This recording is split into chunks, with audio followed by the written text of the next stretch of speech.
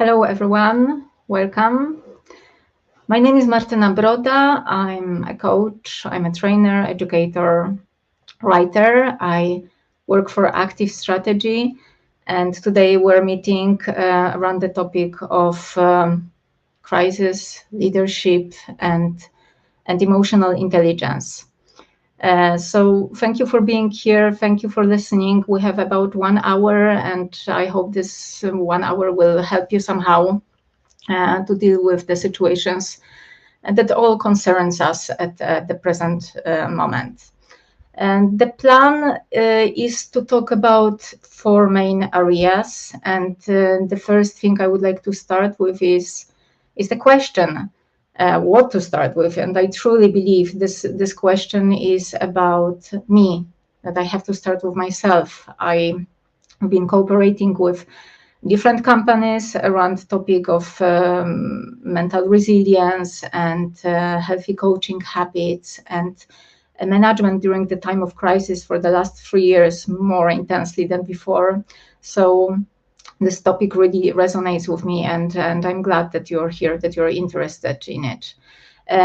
What I would like to mention today is, as I've said before, first starting with me, then discuss something that you can come across, some phenomena, some behaviors, so that you are more aware, so that you know how to react. Then I would like to move on to communication with your team, both more formal and more individual, and end up with the topic of smart empathy, because this is something that we really need at this moment. But there are some questions, there are some concerns and doubts. What is really smart empathy? Where are the boundaries? So that's mainly the plan for our presentation. Please feel free to write down questions on our chat. Some of them I will answer immediately. With some of them, maybe I will wait till the end. It depends on what stage we're in. But I would love to hear you, see you, and know that this communication goes both ways. This is special time, and special time needs special measures. So once again, I believe that 2 things that we really need at this moment is emotional intelligence and empathy. And it's especially important when it comes to leaders, because leaders are the people who set up a certain standard. Hello, good to see you. And people in time of difficulty, in time of emotional turmoil, look at the leaders, they look at their reactions, and it can be very helpful for them to have a role model to see how people react. This, I would say, also requires a certain discipline, and that's why you have to think about what you do and what you don't do, because it sends a message, it has an influence on your team. So lack of reaction and certain reactions mean a lot to people at this moment. As I mentioned before, and maybe it's a cliche for many people, but this is the cliche I've been repeating for months and years now, because I truly believe in it, that in order to be really truly helpful, in order to show a human face, to be empathetic, you have to start with yourself, because you're the captain of the ship. And if the captain is sick, if the captain is weak, it's really difficult to influence others, especially that this situation is a long-term situation. And in case of leaders in general, I believe we always have to think that this is a marathon, not a sprint. And prevention, taking care of myself, should be a part of my routine, as well as normal risk management. The role of a leader is a heavy role. It's the role that requires more stress management, more decisions taking, more responsibility. So taking care of myself is only smart in this regard.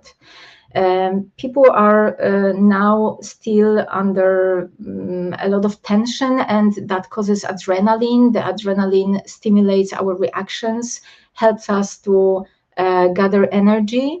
But after this first flow of adrenaline, of mobilization, of wonderful things that are happening, and fantastic human reactions, usually there is a moment of exhaustion, because when the tension drops, we need to gather our strength again, and in order to recover, we just need time, and the body stops us. The body tells us, hey, you cannot function this way all the time. So please think about it in terms of you and in terms of your team. I believe also this is something that we should be repeating to ourselves. We should be reminding ourselves about, because it's really difficult to concentrate and to take smart decisions if we're under so much pressure and sadness and emotions. And I always tell to participants of my workshop that if you experience a lot of stress, if you experience strong emotions, it clouds your thinking. This is as if you had something in front of your face. It's like that. It's very difficult to be in contact. It's very difficult to take smart decision if you have something like that in front of your face. Yes. So we need to slow down our reactions and be smart. I would say here more than ever, conscious effort to maintain mental resilience matters. Because what I observe is that, when we're sick, you take an aspirin. When you have problem with blood pressure, you go on a diet. But when you're under a lot of stress, when you experience a lot of emotions, we somehow expect that we should deal with it. And we forget that there are certain methods, there are certain evidence-based tools that we can use. And I believe these tools should be like brushing our teeth. It should be part of our routine, especially during time like that, especially if we expect it to last and it looks like it's gonna last. And there are lots of things that you can do. There are some certain methods both for body and for mind. And just to mention a few, one of the most important is just physical activity and sport. So if you were doing that, please don't stop. I know that many people think now that maybe it's not adequate. Maybe we should put all our effort to work and to help. And it's easy to forget about yourself. I felt kind of guilty when I went to my training last week, but I know it's not only my feeling. This feeling of guilt is very common to everyone now. And we have to remind ourselves that we're not going to help if we forget about this healthy routine, about these healthy steps. And here, things like physical activity, because only through physical activity you can really burn stress hormones from your body. So please remember about it, but also remember about small step methods. If you don't have time to go to training, or you're, too tired or exhausted, simple stretching or going for a walk is good enough. I would say in many areas, this is time for good enough, not for very high expectations. And there are lots of relaxation techniques that you can benefit from. And again, what I always say to participants of my workshops, one of the easiest, fastest, cheapest tools that we all have access to are simple breathing exercises. Breathing exercises is a very small intervention. Just Google it on the internet. There are lots of recipes. The simplest, the better. If you don't have time for anything else, then this one small habit, once a day, twice a day, can really make a difference for you. Of course, there is also something like mental training, like dissociative techniques, the mental ways of working with your mind so that you can have more distance. And I truly believe we need to do this. We need to remember about it, but also keep telling people, yeah, this is a time for this. We need it as much as we need brushing our teeth every day. If you don't know what to do, come back to something you've been doing, something that you know that works for you. If you haven't been doing anything like that, start with something simple. One small step matters more than big revolution. And there are lots of resources on the internet, but also there are coaches, there are trainings. If you believe this is something that may help you, that may help your team, then it's a time of smart investment.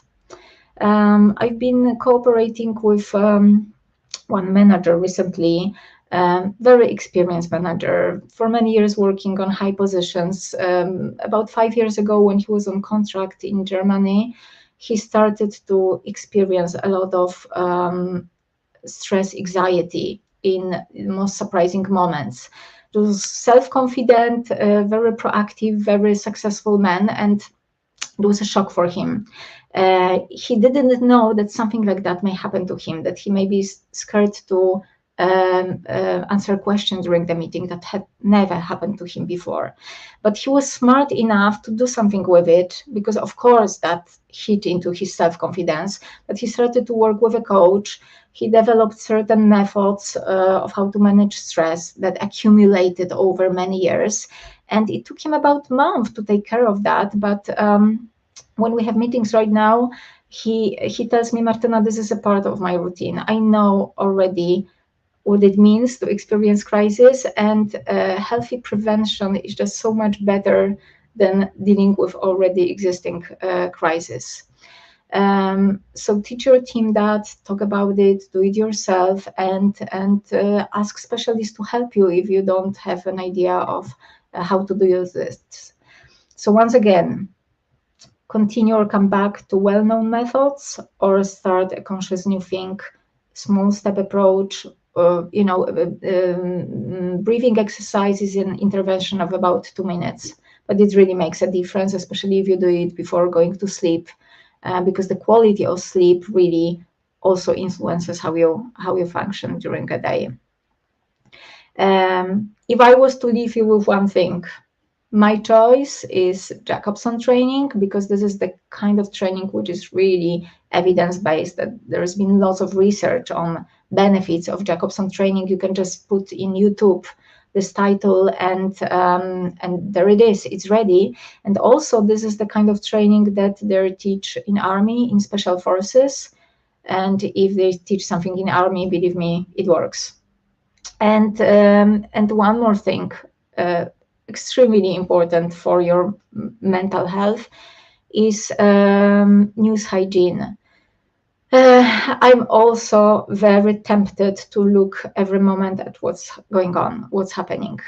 But I also know all the research that talks about amazing correlation between the amount of news that we watch and fright and depression and fear. So again, be smart about it. There should be some moments of a day where you kind of stop yourself from searching. I would really recommend for you not to watch or read news before going to sleep, and tell other people about it.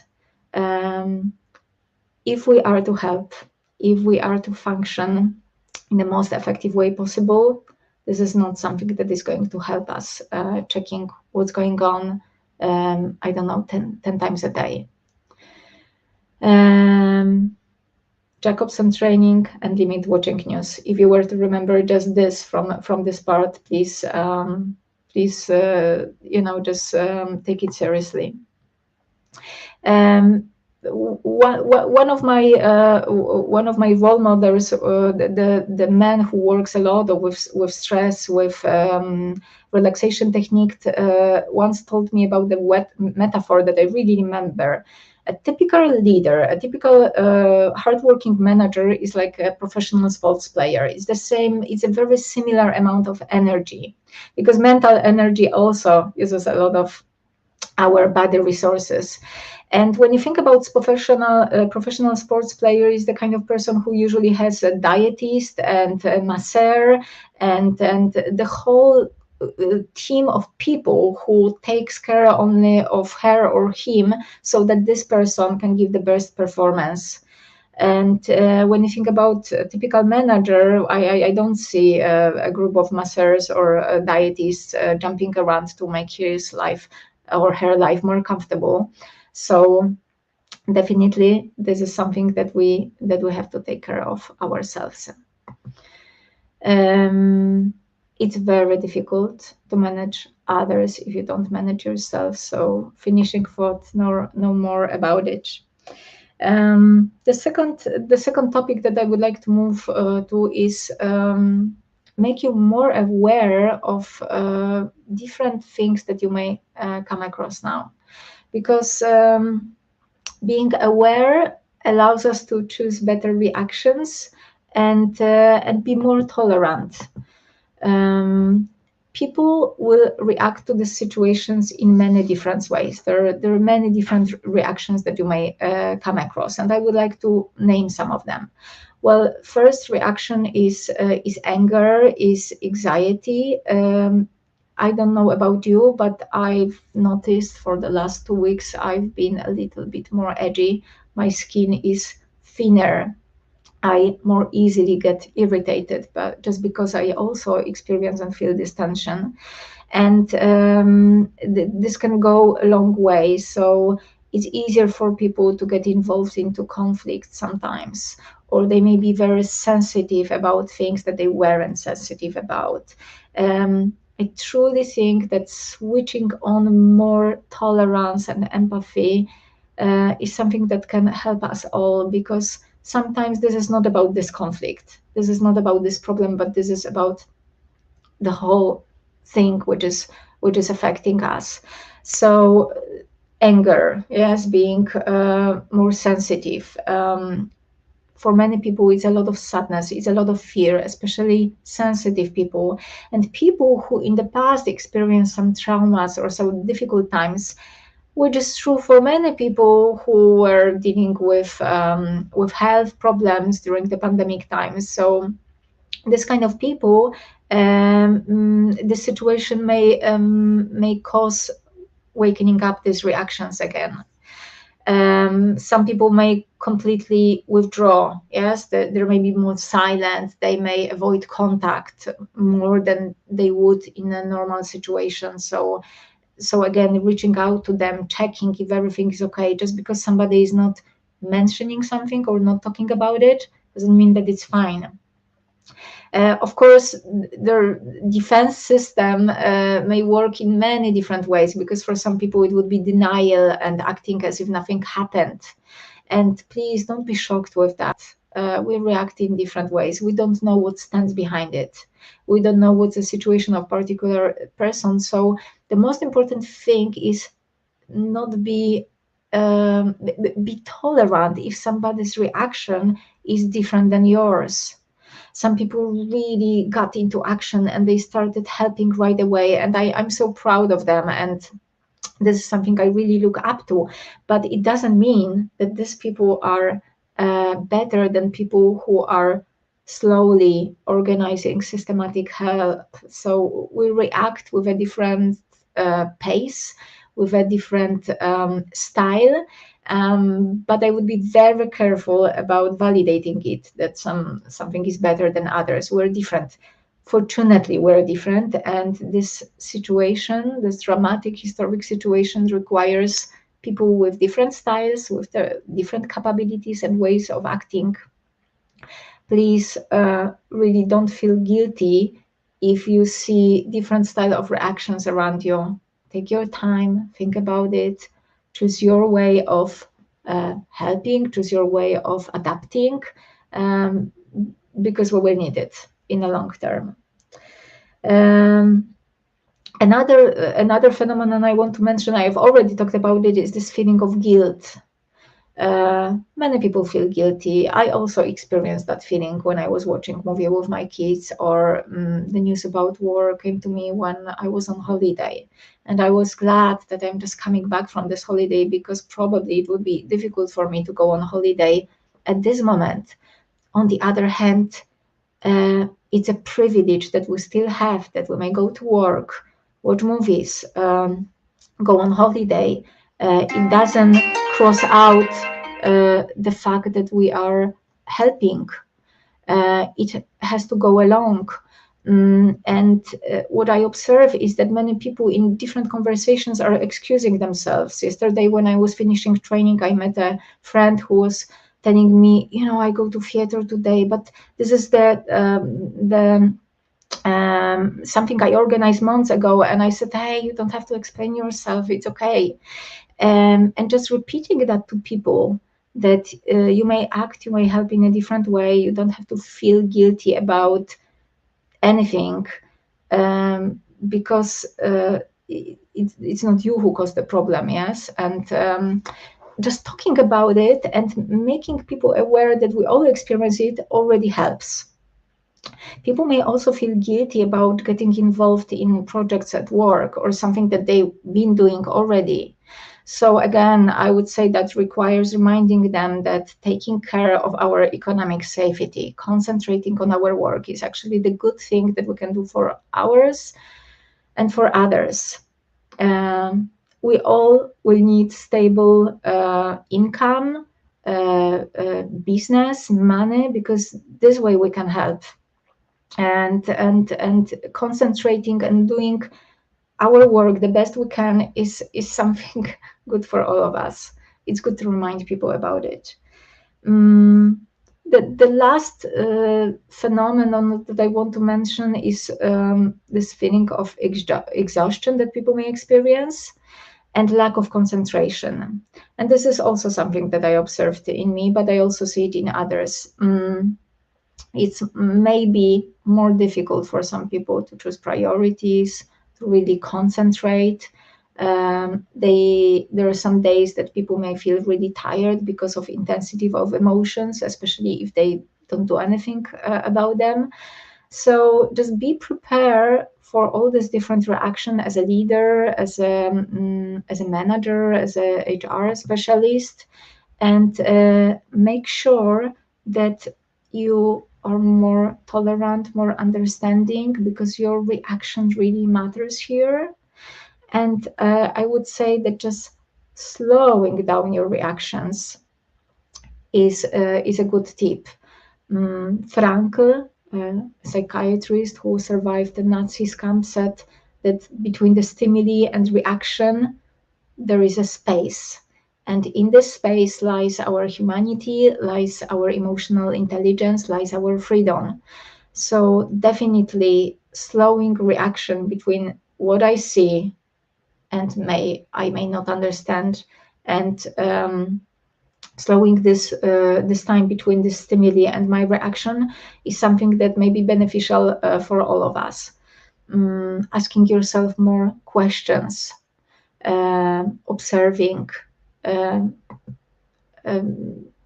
giving yourself time, saying something like, okay, let me think about it. Yes, because your approach communicates a strong message. And I've been working with people who experience crisis, and I know how important it is what they see around, and especially if they have support in their bosses, in their leaders. People who experience crisis or emotional breakdown, if they can say, my boss was really supportive, as my HR specialist talked to me, helped me to go through this. This is something extremely important, and these people are lucky. What can you do about it? One more thing before I go to communication with the thing. What can you do about it? Don't judge. Yes, we may react in a different way, and so this lack of judgment is really important here. But also have distance. Something maybe not about you, something maybe not about your style, something maybe not about key problems, but about something else. All the people who come to work, they have friends, they have family, they have connections. Not only people who definitely experiences more than others, like people from countries that are involved in the conflict, but we don't know the story of the people. So what I've been observing is that in some companies I've been cooperating with, leaders, HR leaders try to identify the people who need special help and ask people about it, and promote this open door policy so that they would already know from the very beginning. But sometimes we don't know. Sometimes you don't know. It depends on the number of your team members, of the style of your work. So don't judge because you don't know the whole truth. Mm, and remember that people may be more sensitive than before.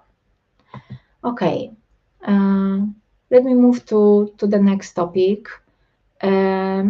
What does it really mean for me? I may be more aware, I may understand it, but what does it mean for me as a leader? How can I be more helpful in this situation? How can I communicate with my team? Definitely, some communication is necessary here, and people expect it. That's something I've been seeing, I've been hearing from people while visiting companies, while talking to them about it. And I would say there are many different paths here that you can take. Well, first of all, formal communication is important. In some cases, in some companies, there are some generalizations I'm going to talk about, but at the end, you will choose what's adequate for you. So, for example, about 4 days ago, I had a public speaking training with one of the leaders of big production plant, and we've been practicing how he should communicate with his team, because this is time when, because of the emotions, because of the crisis, but because of a lot of fear, people are recording a lot of movies. They are creating a lot of projections. Many of these projections may not be true. Usually the movies that people record in their head are not very optimistic. These are not comedies.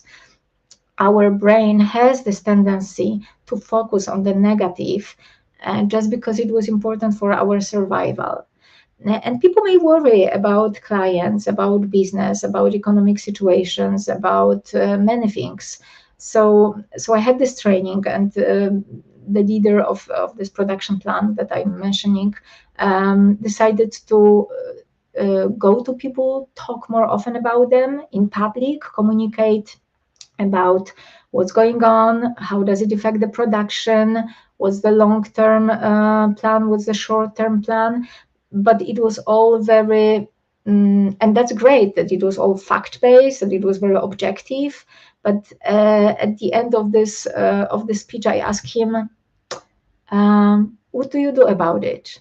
And he said, Martina, I've been, working very intensely on a risk management, on a plan B, because this is already affecting our company. I've been talking to our partners, and I said, well, your people need to hear that. They need to know about it. They need to know that you're doing your best, that you're taking care of it. And also ask yourself question in this public communication, apart from being transparent, sharing with them the news, the one that you can share. How do you want them to feel? Like what emotions do you want to leave them with? You have influence on that. So think about it.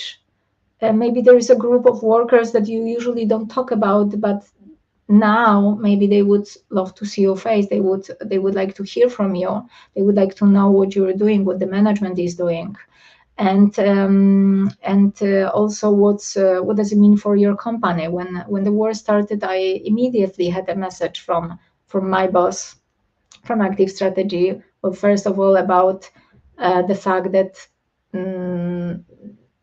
we should stay calm. At the moment, it's not affecting our trainings, our coaching plans, that the calendar stays the same, that he will keep informing us about it. This was very healthy and supportive. And the second thing that I heard is you can always come and talk to me if you need this. And sending this message to people is extremely important at this moment. I would say when it comes to this communication, even more formal communication, it's important also to let people know what you expect from them. Because if you give a lot from yourself, you can also ask people to gather their strength, to gather their tolerance, to switch on their special powers so that you can all deal with it. Yes. in the production plan that I mentioned, for example, the situation already requires special actions, and people will need to change shifts. This will affect their hours of work, and they need to hear from their leader, hey, I'm doing my best to save our business, to make us all safe in the long term, but please, I need also some effort from your side. I need you to stay calm. I need you not to panic, not to spread gossip, or not to spread news that you're not sure about, because this is not going to help anyone. Please don't complain if we make some changes at this moment, because in order to win these situations in the long term, there may be some hard lessons on the way. If people hear this, if they know it's true, that it comes from the heart, their reaction, their approach may be different. In this public communication with people, in general, with your team, with people, it's also okay to show human face. Like, leader should be the person who is stable, who doesn't panic, but leader is also the person who can experience difficult emotions. It's difficult for all of us, and on a human level, it helps if we know that we all deal with it in many ways in a similar way, that we all experience similar things.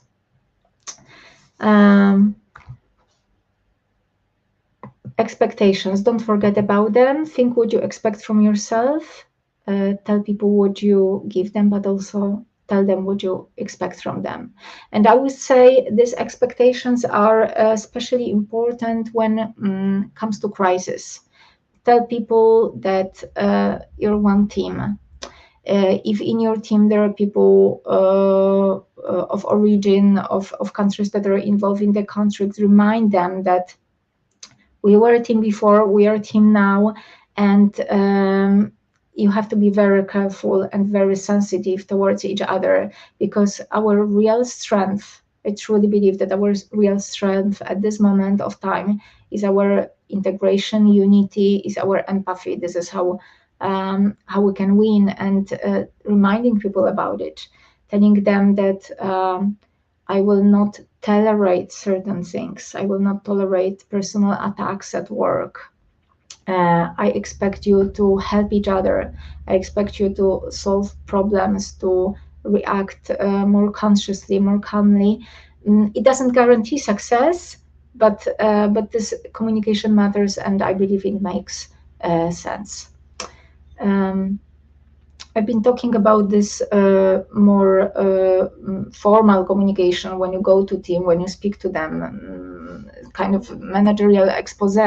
But of course, this communication shouldn't be only formal. This communication happens on one-to-one basis. It happens during team meetings, and again, this is something that people need.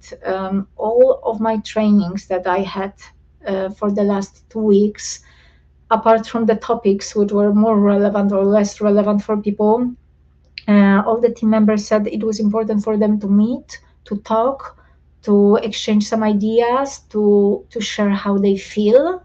And the sad thing is that sometimes people have time to do this only during trainings, or when it's moderated by some professional trainer who comes from different the world. But it doesn't have to be this way. Yes, this communication may be triggered by a project manager, by leader, by anybody from the team. So this communication within team members really matters now. What I think leaders should communicate about is, of course, this facts that I've mentioned before, and being transparent about where we stand, but also some education. So something actually I've been telling you for the last half an hour, what we may experience, what we may come across, that it's important to talk about it. It's important to slow down reaction. Also, this may require some communication about what we can agree on in this situation, because maybe something needs contracting depending on who is in your team. and what would help you to deal. Are jokes okay? Is it going to help us? Maybe in some teams, yes. Maybe in some teams, it's not appropriate. So asking team questions like, how are you people feeling, and how would you like to feel in this situation, and what can we do, what can we agree on, what can we decide now at this moment to feel the way we want to feel, to act the way we want to act. Asking these questions during team meeting may help people open this topic and talk about something which is a little bit uncomfortable, sensitive, and we don't always know how to talk about it. Please don't also forget that often it's just business as usual, and we shouldn't forget about our successes, about our problems. Make sure that people know that it's okay to discuss it. You may also ask them question like, what are we doing well in these situations? What are you proud of? What kind of actions from our company, from our HR, from our team are you satisfied with? Is there anything that maybe we could do differently, better? A meeting about this, a common discussion about it is necessary, especially if you're working in a remote environment and people don't have as much access to each other. Because imagine that you work in the same office, this kind of discussions would happen much more often in the corridor, in the kitchen, and people would exchange ideas, they would exchange frustrations, emotions. Sometimes maybe too much, but in general that would happen.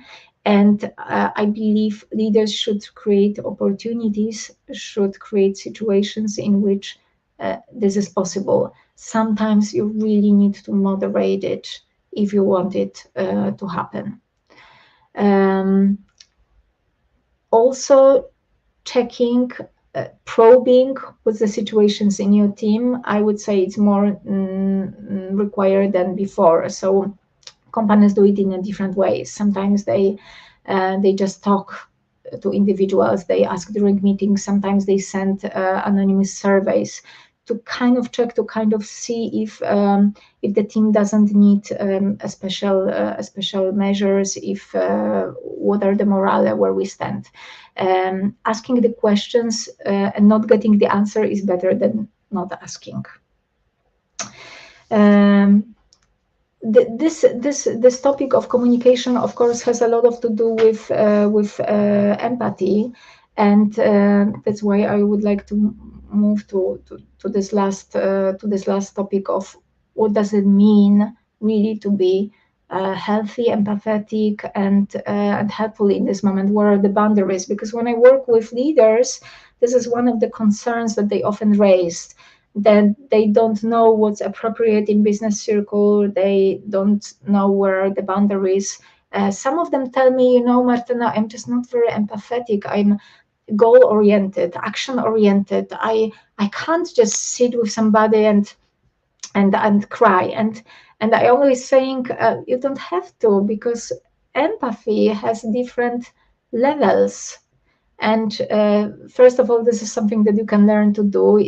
Of course, you may have certain sensitivity or certain personality traits, but we all can learn what does healthy empathetic reaction mean, and also we can express it in many different ways. So on the most basic level, let me remind the thing I was talking about at the beginning, because many experts on empathy say, and when it comes to real empathy, it starts with ourselves. You need to be empathetic to yourself. You need to ask yourself question, what do I need in this situation in order to truly be empathetic towards others. But then the second most important thing is people just like to feel that what they're experiencing, what they're feeling is normal, and that it's okay. And we don't have to cry with them, or we don't have to really get into their shoes, but just justifying their emotions, reflecting on the emotions, and saying things like, it's only understandable that you feel this way. I also experience similar states, or no surprise that you may be exhausted, no surprise that you may be disoriented or sad. This is such a situation. Just give yourself time, do something about it, and this is something that people need to see. When it happens sometimes, because of the topic of my training, some are more emotional, some are less, but they have to do with development. So it does happen sometimes that people, open emotionally, or it happens that somebody breaks down or cries. It's important because it's a special social exposure. So usually people experience embarrassment in this kind of situations. It's important to give them the message that it's fine. Yes, it happens. What do you need? Yes, just something like that. Empathy may have three main stages. Well, first is a cognitive empathy. So I observe and I see that somebody is shaky, that somebody is more silent than usual. And just this observation, cognitive observation, may give me a hint, well, maybe I should act, maybe I should check. This is the second level of empathy is I see, I understand, and I also sympathize. I feel, I kind of get into this mood.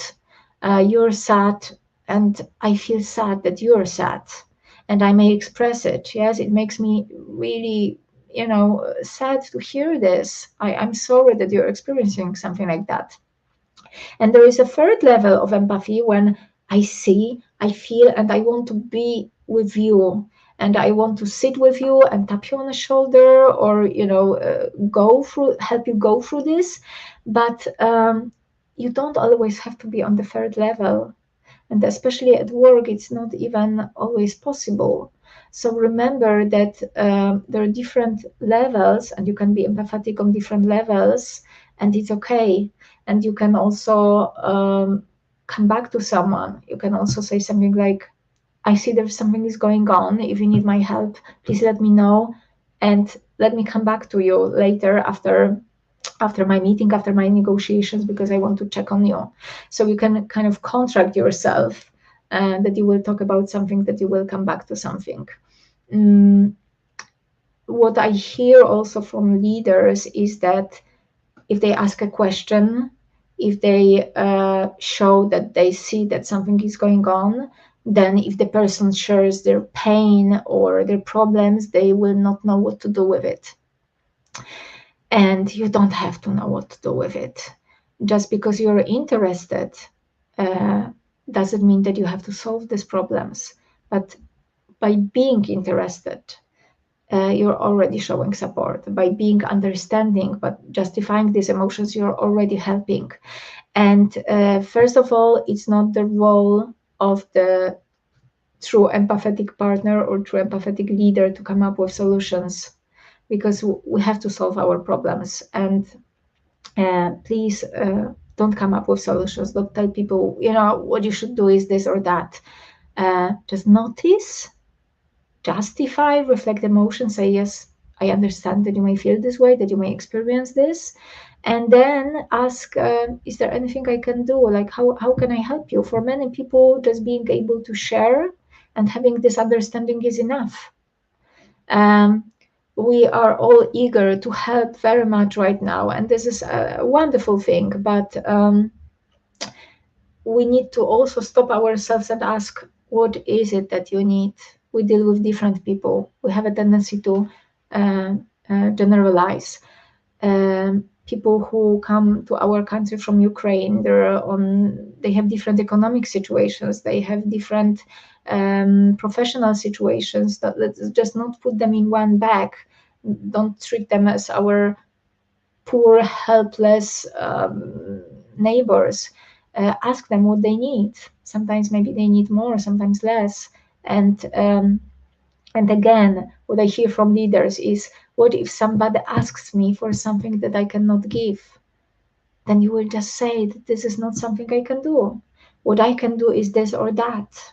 Yes, or I can ask someone. But just because somebody shares with you request or concern doesn't mean that you are obliged to deal with it. You have to check. It's a discussion. It's an opening. Uh, it's really important to send this message to people in order to show your empathy that, hey, I'm here. If you want to talk to me, then my door is open. And some people will use this opportunity, and sometimes they will not. But giving them this opportunity matters. In some cases, I would say that even requires a special time. So, for example, after one of my trainings, I could see that many people were in a difficult situation, emotional situation. So I decided, apart from telling them, hey, you can reach out to me, just give them special time. So I said, I'm not closing this meeting for the next 15 minutes. If somebody wants to come back, please do so. I know that some leaders dedicate special time, like, you can reach out to me, but I have time for meetings with you, people from my team, from Friday from 12, so make sure you schedule if you want to. So leaving this door open, but making it easier for people, and that also is something that really helps. Asking a lot of questions. If you have any questions about empathy, if you have any questions, this is a moment to ask them, because soon I will be summing up. Um, there are some things that people have tendency to do because they want to be helpful and they want to be empathetic, but they really shouldn't do. So I would like to mention that also. Maybe first, what not to do. The one thing I've already mentioned, this is something I would like you to remember, is don't give advice and don't think that you know better. Because there's nothing worse than if you're dealing with some difficult emotional problems, hearing a piece of advice like, go run 5 kilometers, all of your problems will disappear, or call this person, or do this. Yes, I can share my view, but only after asking, what do you think we could do? How can I help? What do you need? And then you can add, well, there are some ideas, some paths that maybe I see, maybe you don't see, but do you want me to share them with them? It's important now to ask people, do you need my help? In what form do you need my help? And not just pushing your ideas across. Trivializing, one of the biggest sins, and please don't do this. Don't say, it's okay, everything will be fine, don't worry, everything will end up well, because we don't know that, and people don't need this. We need to be fact oriented. When I've been reading about people who survived from traumatic situations, when I've been reading about people who survived concentration camps or being held hostage, what I saw in many of these memories, in many of these recollections, people were mentioning one thing. People who didn't survive or who suffered most were wishful thinkers and people who were too much optimistic, because these are the kind of people who say, no, it's going to be fine. Yes, tomorrow, the day after tomorrow, we're going to solve this conflict, and they get disappointed. So this is not very healthy emotional reaction. Another group of people who were disappearing or dying quickly in such difficult circumstances were people who were too negative, who saw everything in a very negative way. So they expected the worst case scenario. They were dramatizing, they were panicking, they were sharing the most horrible gossip. And the group that was had the bigger chances of survival, but not only survival, but actually functioning after traumatic situations, were people who were, I would say, rational but optimistic. So they were asking themselves questions: what are the facts? What is my sphere of influence? And what is outside of my sphere of influence? What do I know answers for? And what do I have to let go because I don't know? So very realistic, but at the same time hopeful. Yes, concentrating on what we can do at this moment. And And this is very specific combination.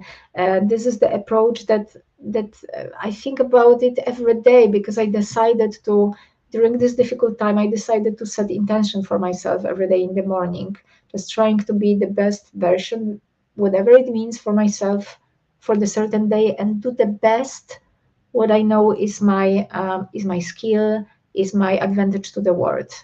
That helps me to stay in this mode of being realistic and also optimistic. And also I repeat to myself, but I also repeat it to people around, that we'll deal with certain problems when they arrive. We of course have to prepare for them and talk about them, but we don't have to deal with all the crisis until it happens. And just be more tolerant for yourself, because usually, well, psychologists often say that we should act on our 80% in order to leave the 100% for the times of crisis. But I have a feeling, when I observe many managers that I've been cooperating with, is that they all act on 100% every day, and even more than that, really, um, really being very ambitious and hardworking. But what happens if there is a crisis? There are no extra resources, and our body, when it experiences stress, when it experiences emotions, directs all the attention to crisis. We could compare it to the country that invests so much in defense system, that forgets about education and I don't know, long-term health care, which is normal, because if there is a crisis, the crisis needs to be taken care of. But think about it also from your perspective. Um, it's not possible to function well for a long term in this state. So here, tolerance, empathy towards yourself, towards others. But I strive away from our topic. Don't give advice. Don't be too optimistic. Don't trivialize. Don't say everything will be okay. And also don't push for ideas. What to do? Well, talk to people, ask questions, slow down your reactions, be more tolerant towards yourself, toward others. This is what we really need right now. Don't expect the highest quality at this moment. Don't expect too much from yourselves and from others. We all need time to adapt, to find smart ways, to find the most efficient ways of meeting, of talking about it, of helping. And also, it's okay to change. Yes, some actions can be very fruitful. Some actions need thinking over. The good thing is, and I truly believe in it, because also I experienced it, that sometimes this very difficult moment of our life, both private and professional, uh, can be also opportunity, and it's not a trivial thing for me. Uh, Difficult things stimulate growth. In the time of crisis, we also develop. It's a chance for us. It's a chance for us also to learn many new things, to be better versions of ourselves. But only if we think about it, only if we talk about it, only if we work on it. So this time of crisis can also bring something good. I want to think about it this way, in order to stay strong, in order to stay efficient. But also, this is the message that I send around. Life is happening, and being more appreciative, thinking about how can I use this precious time that I have, is something that is going to help. Um, I don't see any questions, so I would like to ask questions to you. Think about all these things that are within your sphere of influence that you can do. There are already some good practices. I've already been talking to HR departments, to our partners, and I can see that amazing things are happening. I was talking to one a manager from one of the Polish HR companies yesterday, and she told me, Martyna, I'm so proud of my company. Well, first of all, there was a strong message from management that they identified very quickly the families that needed help. We organize ourselves very well, but in communication with other companies, with other units, so that it's more systematic, so that it's more smart. I got a message from my manager that if I need a day off, it's okay. If I need to do something which is important for my family, for somebody close, that I need to communicate it, but there is a full support. We got contact to psychologists, and our company wants to help us to deal with crisis if anybody experiences one. Of course, that depends on the budget, that depends on the company. There are different things that you can do, but ask yourself question: what can I do? What signal can I send? What's within my sphere of influence? Maybe I can talk to my partners from other companies, ask people how do they deal with it, what do they do. Yesterday, in one public institutions when I've been training, they dedicated some team members to help to uh, new people, new students who arrived. So people had a green light. Hey, it's okay that you leave your job for a day or two and deal with these people that we want to help to. But it needs to be organized. It needs to be clear. It needs to be transparent. So I leave you with a question, unless you have questions to me. What can you do? Which one, even the smallest thing, idea, would you be able to put into practice in maximum 7 days? Because small things, even the smallest one, accumulated also matters. And keep my fingers crossed for you, for your energy, for your communication, and for this one thing that you can do. I hope you got some inspiration. Thank you so much.